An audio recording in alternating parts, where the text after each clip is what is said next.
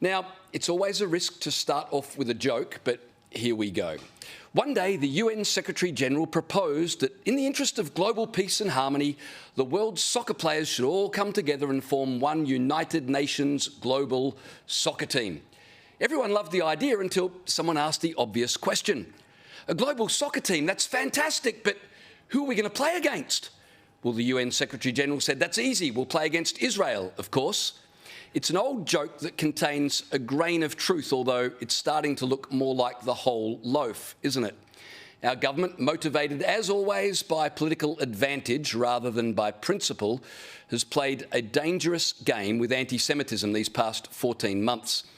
They've reacted to every instance of Jew hatred with one eye on how their response will play in the marginal seats of Western Sydney, where they're anxious not to lose Muslim votes. But in trying to walk both sides of the fence, for more than a year they've refused to condemn anti-Semitism without also condemning Islamophobia, even when there's no instance of Islamophobia to point to. All they've done is fan the flames of anti-Semitism. And now we've got spot fires, as in literal fires, pretty much everywhere. With the country still reeling from the firebombing of a Melbourne synagogue in the early hours of Friday, we woke to yet another anti-Semitic attack this morning. Around 1 a.m, 2 masked men drove a stolen car to Sydney's eastern suburbs, where they set it on fire and painted anti-Israel slogans across the walls of homes. I should point out how dumb these idiots are. They can't even spell Israel. What hope they understand the geopolitical situation in the Middle East. New South Wales Premier Chris Minns, I have to say, is proving himself to be a very unusual Labor leader. He cancelled all other appointments this morning and went straight to the scene of the attack.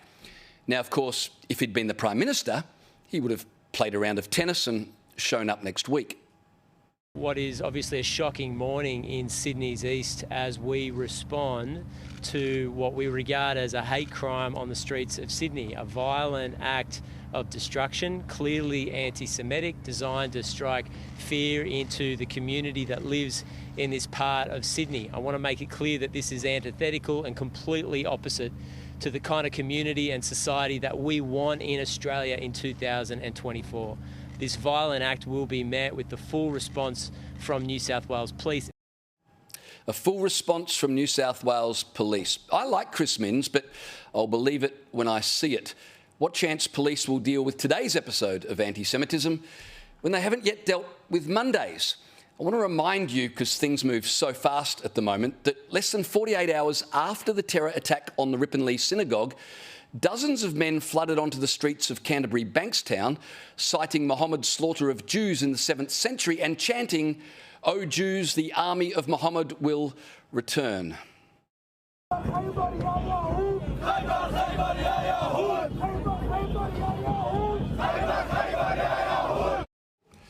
And police are still investigating.